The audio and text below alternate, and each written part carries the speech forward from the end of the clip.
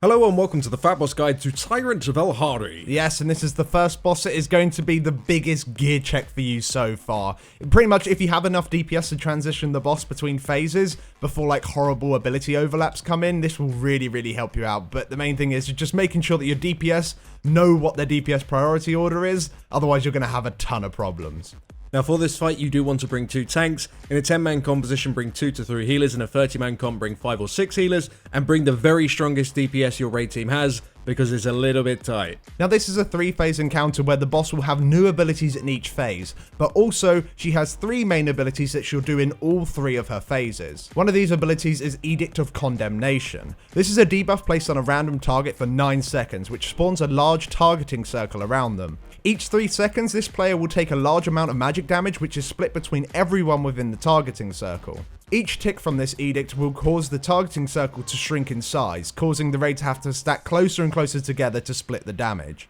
Now, a player with this debuff can pop an immunity to solo soak the damage. Just be aware that if anyone else is in the circle, they'll still take the damage. So if you are going to immune it, make sure you move away from everyone else for the last couple of ticks. Now for the amount of people that need to be inside the circle when it goes off, it kind of depends on your raid size, but generally if you can have roughly half your raid team, that's the safest way of doing it. Now another debuff that's sent out on a random player is something called Touch of Harm. This is just a massive healing absorb shield that needs to be healed up. You can also dispel it, but if you do dispel it, all it will do is just jump to another random player with the exact same amount of healing absorption left within the shield. So you just got to make sure that you spam the target, make sure you remove it as soon as possible, and ideally you want to look at healing it up before another one comes in, otherwise you will fall behind and you won't be able to heal people up. And also note that any target that does have the shield won't actually receive actual healing to their health pool, so if they're low on health, it's probably a good idea just to dispel them so you can heal them back up, otherwise they're going to die. Now for the tanks to worry about in all 3 phases is a debuff called Seal of Decay. The boss's melee hits will randomly apply this, and it's just a debuff that reduces the amount of healing that you receive by 10% for 18 seconds, and of course it stacks up. You want to swap around 3 or 4 stacks, or generally when your stacks have dropped, just taunt and it'll be fine. So they're the 3 abilities you'll see in all phases, but let's start off and talk about phase 1. Now in each phase, the boss has an aura that she applies to the raid, which will then be replaced with a different aura when she transitions into another phase. In phase 1, she starts with Aura of Oppression. This is a debuff that deals damage to you every time your character moves, and the effect of this gets stronger the longer the phase goes on. This means you should try and remain as immobile as possible just to reduce the amount of damage you take from the aura. However, the boss does have abilities that force players to move, such as the Annihilating Strike. Velhari will frequently focus a player and after a couple of seconds deal damage to anyone in a cone towards that player. All players hit by this damage also spawn a circle underneath them called a Searing Blaze. This circle will explode after 3 seconds or will knock anyone up and deal damage to anyone that was stood inside, and that knockup will do even more damage to you because of the aura. So you need to move from this circle, but again, don't move too much because the aura is still going to be doing damage to you. Now there are 2 different ways of dealing with this ability. One is having your raid team spread around in a circle around the entire boss, so the Annihilating Strike hits minimal people. Or the other way of doing it is having your tank taunt on the very last second of the cast, and the boss will turn and aim it at the tanks instead, meaning that the raid doesn't need to be spread at all. We'd recommend that in larger raid sizes you actually get the tanks to taunt the strike, as having all like 30 members of your raid team spread around the boss isn't really all that easy. Taunting the boss will also help keep the raid closer together, which will allow you to soak the condemnation whilst minimizing movement. However, you cannot be completely stacked due to an ability called Infernal Tempest. This is a 4.5 second channel where she'll deal ticking damage to each member of the raid and anyone within 2 yards of them. Each time you take ticking damage, you will spawn a Searing Blaze under your location, and in total you'll have 4 blazes. This means that you need to be spread out so you don't hurt each other from the initial damage, but you also need to move from these blazes. Now you don't have to move every single time a blaze spawns. You can let 2 blazes spawn and then move, because as the second one spawns, the first one will be around 1 second away from detonating. So what you want to do is stay still for the first 2, then move, stay still for the last 2, and then move again, and then the ability is over. Doing it this way reduces movement needed, which in turn reduces the amount of damage you take from the aura. Now if you have a raid with lots of melee DPS, space can be a real issue. It is more important that you stay alive rather than hit the boss 100% of the time, so if you do need to move away from the boss during this ability, then make sure you do. Just don't die.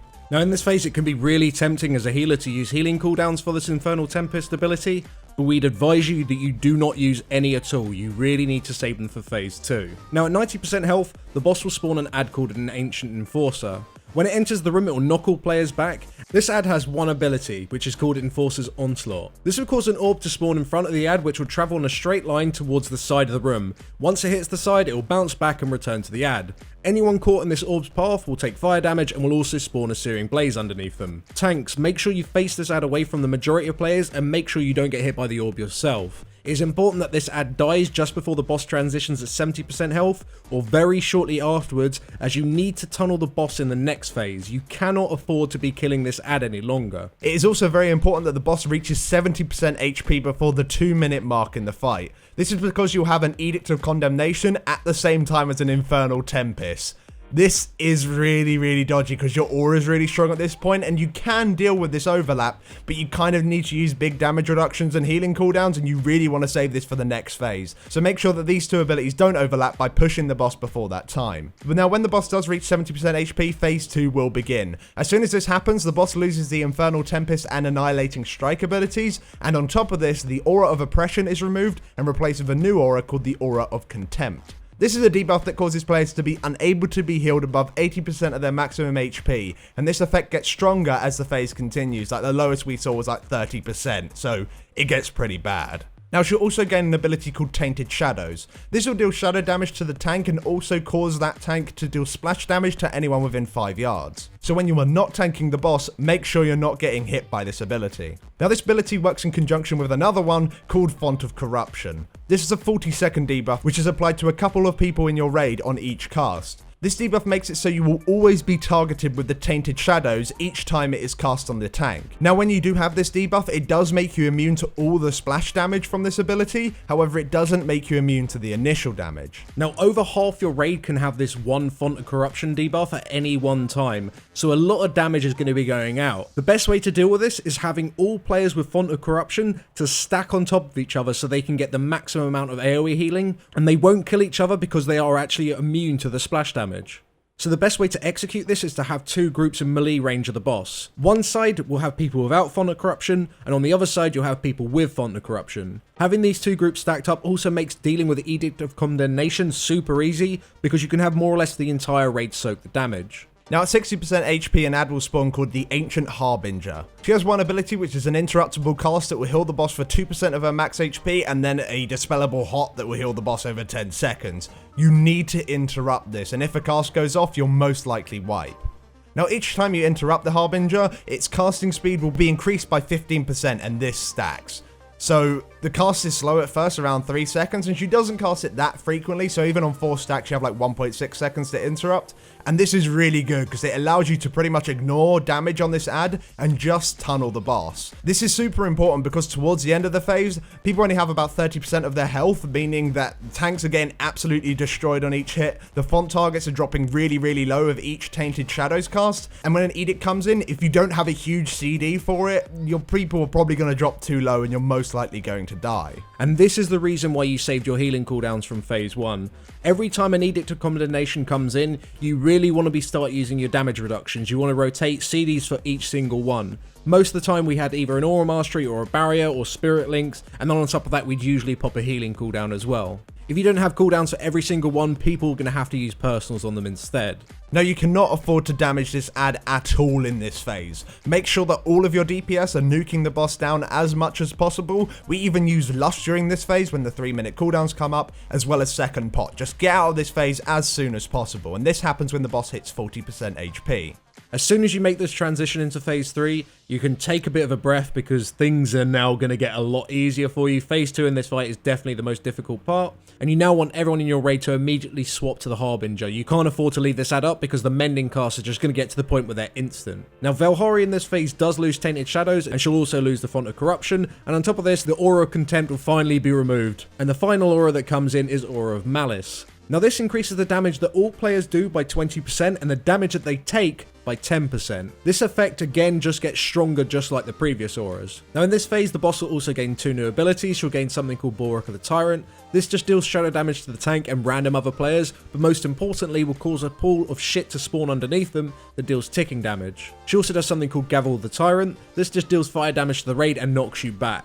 So the tactic that you want to execute in this phase is you want your entire raid team to stack up underneath the boss and just move slowly around the outside of the room, moving every single time one of the pools spawn from the Bulwark of the Tyrant. Now sadly, you can't just nuke full out on the boss in this phase because an ad will spawn at 30% called the Ancient Sovereign, and again, once it does spawn, it will knock everyone back. While this ad is active, all he'll do is just reduce the amount of damage the boss takes by 90%. So this ad needs to die as soon as possible so you can actually start dealing real damage to the boss. As soon as that ad is dead, you can then just switch back to the boss. Now the whole raid will be taking ever increasing damage during this phase because of the aura, but of course they'll also be doing more damage, so the boss is going to die pretty quickly, but the pools will start to do quite a lot of damage, especially towards the later part of the encounter. And also on top of this, when the Edict of Condemnation comes in, it's very unlikely that you have your healing cooldowns left because you just use them all in phase 2. However, you do have your entire raid team stacked, but even so, because of this damage increase, it's going to hurt a lot. This is when you need to start using personals again, or even health pots or anything just to try and stay alive. Tanks at this point will also be taking a ridiculous amount of damage, and it's probably unlikely again that you do have cooldowns, but if you do somehow manage to save any, make sure you do chain them towards the end of the phase, and of course ask for any externals from your raid team, and you should just about be fine. But yeah, that's the fight, really. It's just about, do you have the damage? And if you do have the damage to get through phase 2, phase 3 it is a hell of a lot easier, but don't relax entirely because towards the end it's so easy to die. Just make sure you are moving quickly, and it's all about just making sure you execute the strategy properly while maintaining high DPS and HPS outputs. But thank you very much for watching, guys. If this guy did help out, then please do drop us down a like, and we will see you in the next video. Thanks for watching. Thanks for watching.